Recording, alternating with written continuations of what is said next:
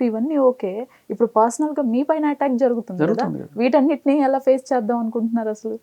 పర్లేదు, ఇంకా అంటే జరిగేది జరుగుతుంది. వాళ్ళ బెదిరింపులకి మీరు ఇప్పుడు అదే ఎక్కడైనా అంటున్నారు, ఎంత అంటే ఇంకా ఇంకా ఎంత నీచం చూడొచ్చు మనం. అంటే దాన్ని ఏమంటారు, నన్నే ఎగ్జాంపుల్గా చూపించవచ్చు జనాలకి. ఇంకా ఏం జరుగుతుందో చూద్దాం చూద్దాం, ప్రపంచం చూస్తుంది కదా, చూడండి అంతే. అంటే వాళ్ళ మీరే బెదిరింపులకి రాసుకోవచ్చు ఎక్కడ- రేపు నా గురించి చక్కగా కామాంధుడు శేఖర్ వీడే ఇలా చేసి వీడే పెద్ద నీతులు చెప్తున్నాడని రాసుకోండి, అంతే రాయండి. అదే కదా వాళ్ళకి కావాల్సింది ఫైనల్గా. అలా కాదండి. సో దాని గురించి ఎవరన్నా సరే ఎదురుగా మాట్లాడితే ఉమ్, వాళ్ళకి జరిగే సత్కారం ఇది. ఉమ్, ఇన్నాళ్ళు ఇదే ఈ మీడియాలో కొంతమంది, పోలీసులు కొంతమంది, ఇలా ఒక లాయరు, ఇలా వీళ్ళందరినీ పెట్టుకొని ఎవరినైనా బ్లాక్మెయిల్ చేయొచ్చు, ఎలా అయినా పొందొచ్చు డబ్బులు. అంటే ఎదురు చెప్తే ఇలా కేసులు పెట్టి బెదిరించి నోరు మూయిస్తారు. వీటి వల్ల ఎక్కడైనా శేఖర్ భాష గారు లొంగిపోయి అసలు బయటికి రాకుండా మనకెందుకు వచ్చిన గొడవలే అని సైలెంట్ అయిపోతారన్న అదొక ముఖ్య ఉద్దేశం అదే ముఖ్య అనుకోవచ్చా? ఉద్దేశం కదా, ఇంకా వేరే ఏమన్నా ఉద్దేశం? లేకపోతే సడన్ గా ఇన్నాళ్ళు ప్రపంచంలో ఎక్కడా లేని కంప్లైంట్ టక్కుమని వచ్చేస్తుంది నా మీద.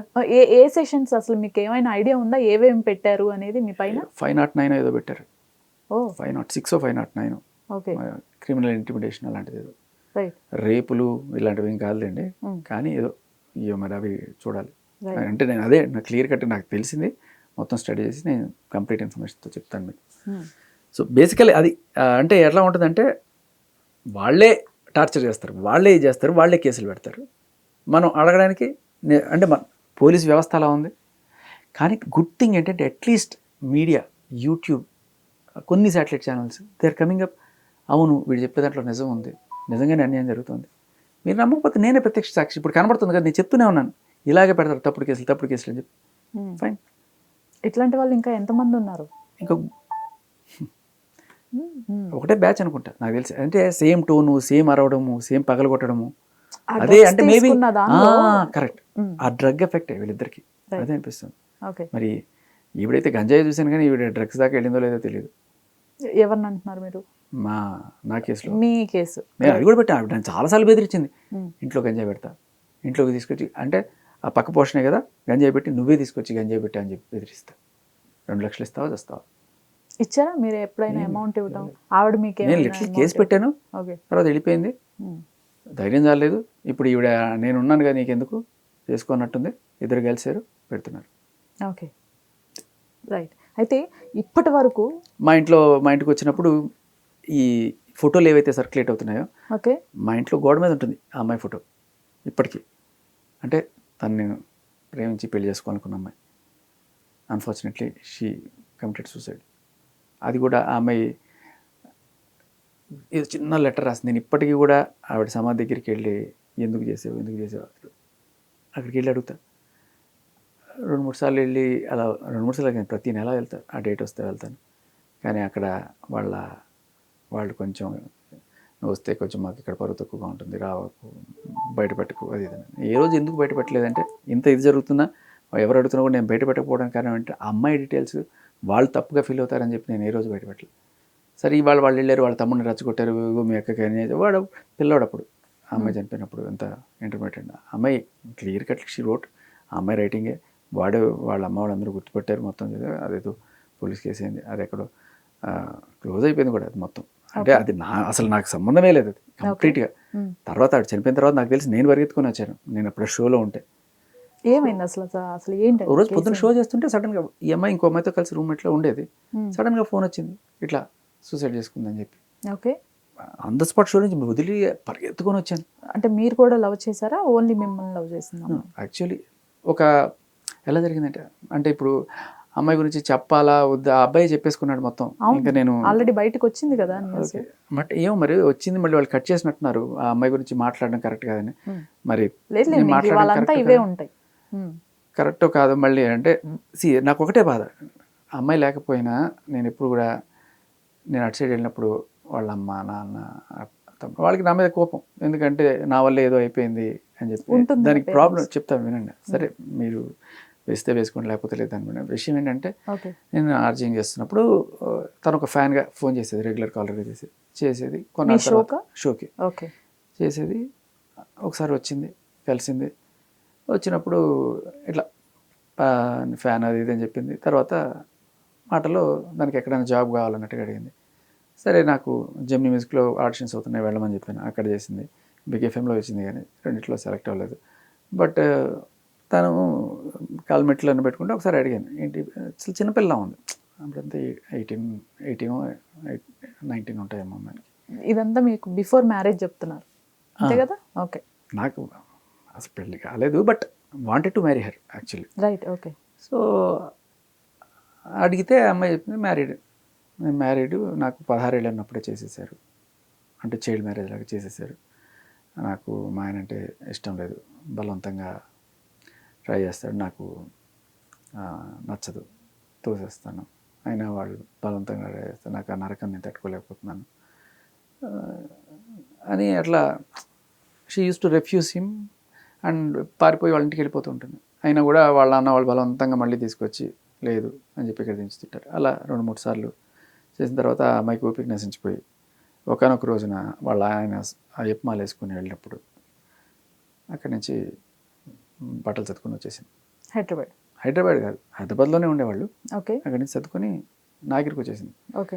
నాగిరి రావడం కదా, అక్కడి నుంచి ఫోన్ చేసింది, నేను బొంబాయి పోతున్నాను, ఎవరో నాకు ఉద్యోగం ఇస్తా అన్నాడు, ఇక్కడ మీకు చెప్పాను మీరేం చూడలేదు అంటే. నాకు ఇదిగో 12 ఏళ్ళ క్రితం సంగతి, 12 ఏళ్ళు 13 ఏళ్ళు 14 ఏళ్ళు అవుతుందేమో.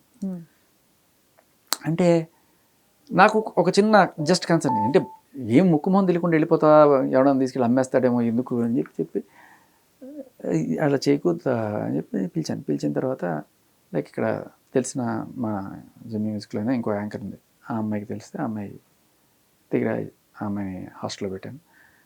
ఈ లోపల పెట్టక ముందు ఫస్ట్ మా ఇంట్లోనే ఉండింది, తర్వాత ఫస్ట్ డే అక్కడ మా ఇంట్లోనే ఉండింది, తర్వాత హాస్టల్లో పెట్టాను. సో ఈ లోపల వాళ్ళు ఏదో లొకేషన్లో లేకపోతే ఫోన్లో ఏదో కనుక్కున్నారు, మొత్తానికి వాళ్ళకి తెలుసు నాకు ఫోన్ చేస్తుందని, మొత్తానికి వేసుకుని వచ్చేసారు వాళ్ళు, జనాలందరూ వేసుకుని వచ్చేసి మా వాళ్ళని మా అమ్మాయి లేపుకొస్తావా డ్యామ్ డోమ్ బిష్ అని చెప్పి.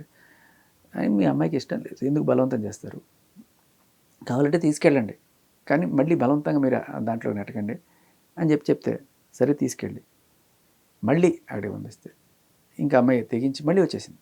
ఓకే, మళ్ళీ వచ్చేస్తే ఈసారి నేను ఏం చేశానంటే మళ్ళీ నా మీదకి ఎందుకు వస్తుంది అని చెప్పి నేను తీసుకెళ్ళి ఆ అమ్మాయిని హాస్టల్లో చేర్పించాను.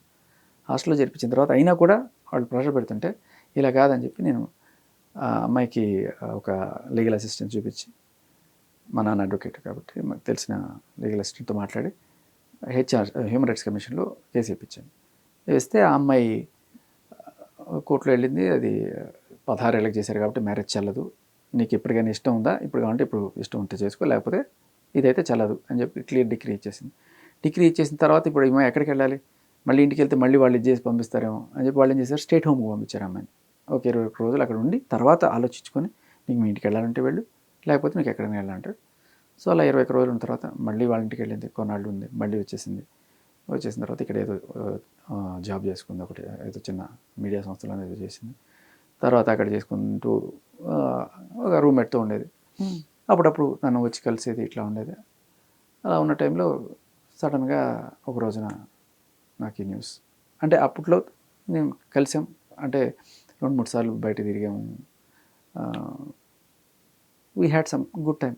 ఓకే, పెళ్లి చేసుకుంటే ఏమైనా చేసుకోవాలి, ఇప్పుడు అఫిషియల్గా కూడా డైవర్స్ అయిపోయింది కాబట్టి చేసుకుందాం అనుకున్నాను. బట్ వాళ్ళ నాన్న వాళ్ళు దే లైక్ నేను ఒక విలన్ లాగా కనబడుతుంటాను వాళ్ళకి, ఇట్లా అని. సో ఏమో ఎప్పటికైనా మెల్లగా వాళ్ళు రియలైజ్ అవుతారు అనుకున్నాం, but we are taking the time. కానీ నేను అమ్మాయితో ఉన్నమాట నిజం, కాకపోతే పెళ్లి చేసుకుందాం అనుకున్న టైంలో మరి ఒకరోజు నేను ఏమైందో ఇంకా, అంటే అప్పుడే అనుకోలేదు, బట్ చూద్దాం ఒక మేబీ 6 నెలలు సంవత్సరం లోపల మనం ఎవరు చేసుకున్నాం. ఆ అమ్మాయి she used to stay away, మేము అప్పుడెప్పుడు కలుస్తుండేవాళ్ళు. కానీ సడన్గా ఒక రోజున ఈ సూసైడ్ తెలిసింది. ఎందుకని, రీజన్ ఏంటి? రీజన్ రాసిపెట్టి అప్పటికి ఉద్యోగం మానేసింది కొన్నాళ్ళు, ఓకే, ఎండాకాలం ఉద్యోగం మానేసింది. అమ్మాయికి విపరీతమైన మైగ్రేన్, వామిటింగ్స్ అయిపోయేవి. సో ఒకసారి నేను డాక్టర్ దగ్గర కూడా తీసుకెళ్ళాను ఆవిడని, 3 సార్లు తీసుకెళ్ళాను. ఇంగ్లీషు, హోమియోపతి అన్నీ వాడాము, దాన్ని ఎందుకో విపరీతమైన బక్కగా అయిపోయింది, ఎందుకు ఇట్లా అయిపోతుంది కూడా చెప్తుందట. బట్ ఆవిడ నోట్లో రాసింది మాత్రం, నాకు మైగ్రేన్ తలనొప్పి భరించలేకపోతున్నాను, నా వల్ల కావట్లేదు, నా చావుకి ఎవరికి బాధ్యులు కాదని చెప్పి తన రైటింగ్లో రాసేసి చనిపోయింది. సూసైడ్ చేసుకుంది.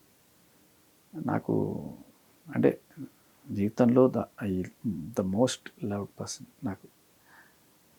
అయితే అంటే నేను తర్వాత పెళ్లి చేసుకున్నా కూడా మా ఆవిడకి చాలా క్లియర్గా చెప్పా, షీ ఈజ్ మై, తను ఒప్పుకుంది. అండ్ ఎప్పటికీ కూడా మా ఇంట్లో ఆ ఫోటో ఉంటుంది. ఈ అమ్మాయి ఎవరైతే ఉందో, ఇప్పుడు నా మీద కేసు పెట్టిన అమ్మాయి మా ఇంటికి వచ్చి ఆ ఫోటో చూసి ఎవరైనా అడిగి ఆ ఫోటో తీసుకొని ఈరోజు అదే ఫోటో తీసుకొని ఇక్కడ మీడియాలో రిలీజ్ చేసి అదేదో ఎఫ్ఐఆర్ ఉన్నట్టు ఏదో చేసినట్టు ఇంత నాటకాలు. వాళ్ళ తమ్ముడి దగ్గరికి వెళ్ళి మీ అక్కని ఇట్లా చేశారు అట్లా చేశారు అని పిరచ్చగొట్టి ఇలా నా మీద కేసులు పెట్టించడం. అదే అసలు కాదు శేఖర్ భాష గారు, ఇంత జరుగుతోంది మీ ఫ్యామిలీలో. ఇప్పుడు పిల్లలు ఉన్నారు, ఎంతండి ఏజ్ ఎంత పిల్లల్ది? 3 ఏళ్ళు పాపది, ఇంకొకళ్ళు అబౌట్ కమ్. ఓకే, కన్సీవ్తో ఉన్నారు ఇప్పుడు తను. ఈ టైంలో మీ పైన ఎలిగేషన్స్ కానివ్వండి, ఈ రప్చర్ ఇదంతా ఏదైతే ఉందో తను ఎలా తీసుకుంటుంది అసలు? అంటే అది నేను చెయ్యాలనుకుని రావాలనుకుని రాలేదమ్మా. ఒక్క ఇంటర్వ్యూ నన్ను ఇంత దూరం తీసుకొచ్చింది. అయినా కూడా నాకు అదే నచ్చదు. మొన్నటి వరకు బెదిరించడం, బెదిరించి భయపెట్టి ప్రతి ఒక్కరిని కూడా నేను నా దారికి తెచ్చుకుంటానని ఆ అమ్మాయి లావణ్య ఎవరైతే ఆ పక్కన పోలీసెస్ ఆఫీసర్స్ వాళ్ళతో ఆడుతున్న ఇదని చూసా, చేయనండి, జైల్లో పెట్టినా పెట్టివ్వండి, ఏదైనా కానివ్వండి, I'm ready.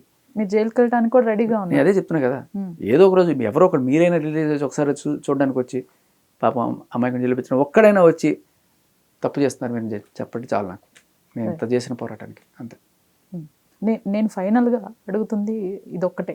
Already me voice చాలా స్ట్రాంగ్గా వినిపిస్తూనే ఉన్నారు. ఇప్పటికి కూడా నేను జైలుకి వెళ్ళటానికి కూడా రెడీగా ఉన్నాను, ఎంత చేస్తారో చేయండి అని అంటున్నారు. ఇంకా నెక్స్ట్ అంతా నాకు తెలిసి 3-4 డేస్ అంతా ప్లాన్ ప్రకారం మీ ఎపిసోడ్సే రిలీజ్ అవుతూ ఉంటాయి కొన్ని ఛానల్స్లో, వీళ్ళకి అనుకూల మీడియా పరంగా జనరల్గా. కానీ మీ సైడ్న ఒక పర్సన్ వచ్చి మాట్లాడాలి. అన్నిటికంటే పెద్ద అద్భుతం చెప్పండి. ఇవాళ అమ్మాయి బర్త్డే. అమ్మాయి ఒరిజినల్ పేరు చెప్పలేదు. నేను యాక్చువల్గా తనకి ఇష్టమైన పేరు గీత. నేను ఎప్పుడు అలాగే పిలుస్తాను గీత. ఈ రోజే బయటకు వచ్చాయి మళ్ళీ ఇవన్నీ. ఓకే, మేబీ అంటే హిస్టరీ అంతా డిగ్ చేసే పనిలో ఉన్నారా? వీడి ఎక్కడ దొరుకుతాడు ఏం దొరుకుతాడు ఎక్కడ ఒక్క కంప్లైంట్ లేదు. వీడు ఇట్లా మనిషి ఉంటాడా? చూసారు వెళ్ళి వాడిని రెచ్చగొట్టారు, వాళ్ళ తమ్ముడిని రెచ్చగొట్టారు, మీకు అన్యాయం జరిగిపోయింది అది ఇది చెప్పేసి. ఎప్పుడో జరిగిపోయింది కదా అంటే, ఇప్పుడు చూడు నేను కూడా అన్యాయం అయిపోయాను. ఏది ఈ 3 పెళ్ళిళ్ళు చేసుకొని 3 మీద రేపులు కేసు పెట్టి ఆల్రెడీ జైలుకి పోవడానికి సిద్ధంగా ఉంది, అరెస్ట్ వారెంట్ రెడీగా ఉన్న అమ్మాయి వెళ్ళి వాడి ముందు, ఇప్పుడు మీరు విన్నారు కదా వాయిస్ ఎంత అమాయకంగా, అది కాదు గురించి ఇది కాదు గురించి వింటే ఎవరైనా అమాయకం అనుకుంటారు. అదే నటన ఈ మహానటి చేసిందే ఇక్కడ ఈ అమ్మాయి కూడా సేమ్. రాధికా 1, రాధికా 2